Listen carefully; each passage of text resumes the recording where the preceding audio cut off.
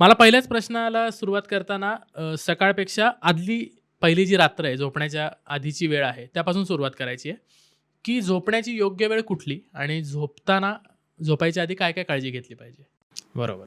तर झोपण्याची योग्य वेळ खरं तर कसं आहे, की रात्री म्हणजे नैसर्गिकदृष्ट्या आपण बघितलं तर सूर्यास्तानंतर आपल्याला काहीच दिसत नाही व्हिज्युअली. आता इलेक्ट्रिसिटीच्या इन्व्हेन्शननंतर आपली झोपण्याची वेळ पुढे-पुढे होत चालली आहे. पण आयडियल तसं म्हटलं तर झोपण्याचा टाईम हा 8:30-9 रात्रीचे हे आहे. पण तरी तुम्ही 10च्या आधी झोपलात तर बेटर असतं. कारण रात्रीचा 10 ते 2 चा जो काळ आहे, ते 4 तास हे पित्ताचे तास असं असतं. तर त्याच्यात जर तुमचं जागरण झालेलं असेल तर दुसऱ्या दिवशी किंवा इव्हेंच्युअली पित्त अक्युम्युलेट होऊन त्याचे आजार होणं असा भाग होत असतो. ओके. शिवाय रात्रौ जागरण हा वृक्षः असं सांगितलं, म्हणजे रात्री जागरणाने शरीरात कोरडेपणा वाढत असतो. बरं. तर कुठल्याही प्रकारचा कोरडेपणा, मग स्किन ड्रायनेस असेल किंवा मग पोट साफ न होणं, संडासला खडा होणं एक्सेट्रा, कुठल्याही प्रकारे तुम्हाला ड्रायनेसचा इश्यू येत असेल तर तुम्ही रात्री जागरण करताय का हे बघितलं पाहिजे. तर ड्रायनेस आणि पित्त हे 2 कंट्रोलमध्ये ठेवायचं असेल तर लवकर झोपणं हे सगळ्यात महत्त्वाची गोष्ट दिनचर्येतली एक आहे. आणि झोपण्याच्या आधी काय-काय काळजी घेतली पाहिजे? म्हणजे आम्ही ऐकतो, की 2 तास आधी जेवण पूर्ण झालेलं पाहिजे. काही जण म्हणतात, की सूर्यास्ताच्या आधीच जेवण करा. राईट. काही जण म्हणतात, की मग शतपावली करा आणि अनेकांना सवय असते रात्री दूध किंवा दूध हळद घेऊन झोपायची. तर यापैकी योग्य काय नक्की? राईट. तर आता कसं आहे, की जेवण पचल्यावर झोपणं हे सगळ्यात आयडियल आहे. कारण त्याच्याने आपली पचनाची क्रिया पण व्यवस्थित होत असते आणि झोपही व्यवस्थित होत असते. जेवढं तुम्ही झोपायच्या वेळेच्या आधी लवकर जेवाल, तेवढं तुमचं अन्न नीट पचत नाही आणि त्याप्रमाणे तुमची झोपही डिस्टर्ब्ड असते. तुम्हाला स्वप्न जास्त पडणं किंवा रात्री उठून काहीतरी मध्येच जाग आली, युरिनेशनला जायला लागलं, या गोष्टी घडत नाहीत जर आधी जेवण पचलेलं असेल व्यवस्थित तर. त्यामुळे जेवण पचल्यावर म्हणजे साधारण जेवणानंतर 3 ते 4 तासांनी आयडियली झोपायला गेलं पाहिजे. तेवढं आधी तुमचं जेवण झालेलं पाहिजे. हं, हं. हा झाला पहिला भाग. दुसरा म्हणजे रात्री झोपताना दूध प्यायचं का? तर ज्यांना झोप येत नाही, त्याची एक घरेलू ट्रीटमेंट किंवा नुस्खा म्हणून म्हशीचं दूध आणि हळद गरम असं हे कॉम्बिनेशन आलेलं आहे. तर त्याच्यासाठी म्हणून तुम्ही ते वापरू शकता. पण भूक नसेल आणि झोप येण्याचा इश्यू नसेल, तर ते प्यायची काही गरज नाही. त्याने उलटं पचन बिघडतं. अच्छा, ओके. आणि रात्रीच्या जेवणामध्ये शक्यतो आहार कसा असावा? काय टाळलं पाहिजे? काय खाल्लं पाहिजे? राईट. तर शक्यतोवर सगळ्यांनाच मी असं रेकमेंड करतो, की रात्रीच्या जेवणात डेअरी प्रॉडक्ट्स कंप्लीटली अव्हॉइड करायचे ओके. किंवा जड जे काही अन्न असेल, मग नॉनव्हेज असेल, डेअरी प्रॉडक्ट्स असतील, चीज वगैरे सारखे मैद्याचे पदार्थ असतील, हे शक्यतोवर अव्हॉइड करायचे. कारण जेवढं तुम्ही हलकं जेवाल, तेवढं ते लवकर पचतं. जेवढं लवकर पचेल, तेवढी झोप व्यवस्थित लागते आणि दुसरा दिवस आपला जास्त फ्रेश चालू होतो. मूळ मुद्द्यावर येऊ सर आता. सकाळ. सकाळ सकाळी उठण्याची योग्य वेळ कुठली? आणि सकाळी उठण्याचं महत्त्व त्या वेळेला ते काय?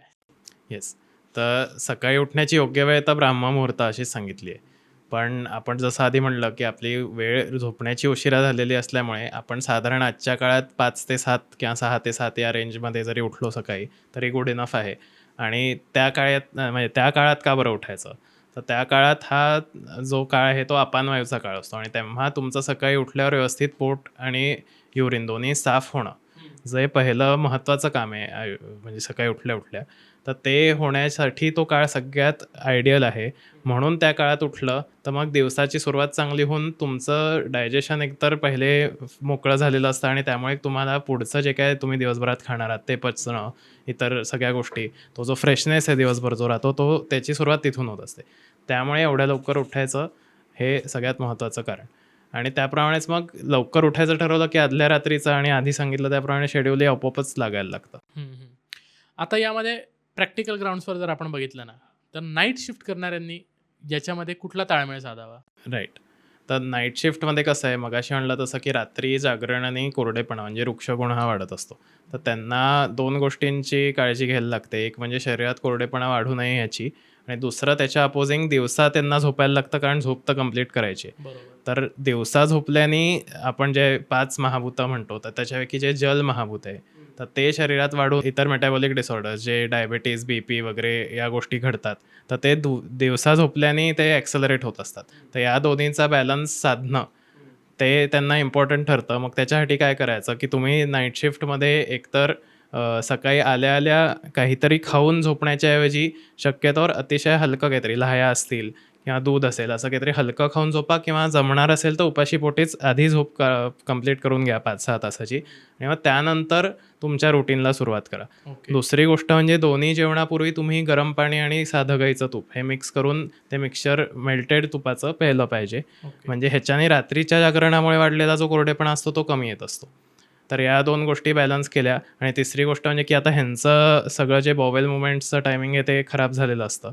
तर ठरवून आयदर तुम्हाला नाईट ड्युटीला जमणार असेल, सकाळी लवकर वॉशरूमला जायला जमणार असेल, तर त्याप्रमाणे काही बेसिक त्रिफळासारख्या गोष्टी आहेत त्या घेऊन बॉवेल मुवमेंट्स रेग्युलर ठेवणं. काय ते बॉल? बॉवेल मुवमेंट्स म्हणजे पोट साफ जे अच्छा, होत नाही, ओके. कारण रात्र तुम्ही जागला आणि दिवसा झोपला की मग हां. बॉवेल मुवमेंट्स जे पोट साफ होण्याची सगळीची फ्रिक्वेन्सी आणि हे ते सगळं डिस्टर्ब होऊन जातं. तर रेग्युलरली पोट साफ ठेवणं, दोन्ही जेवणाआधी गरम पाणी आणि तूप घेणं, आणि दिवसा जे तुम्ही झोपताय ते एकतर हलका आहार करून झोप काढून मग प्रॉपर जेवण करायचं, किंवा रिकाम्या पोटी झोपायचं आणि मग त्यानंतर झोप झाल्यावर प्रॉपर जेवण करायचं. ओके. हे जर गोष्टी केल्या तर आपले सकाळी झोपण्याचे दुष्परिणाम आणि रात्री जागण्याचे दुष्परिणाम हे दोन्ही बॅलन्स होत असतात. अच्छा. नाईट शिफ्टवाल्यांबद्दल थोडंसं बोलू सर, आणि पुन्हा आपल्या बॅक टू द टॉपिक येऊ. आता जनरली माझं रुटीन मी तुम्हाला सांगतो, की मी रात्री 11-11:30ला झोपतो, सकाळी 6-6:30ला उठतो. दिवसा माझी नाही होत शक्यतो झोप कामामुळे. असं माझं झोपण्याचं रुटीन आहे. आता नाईट शिफ्टमध्ये पूर्ण उलटं असतं.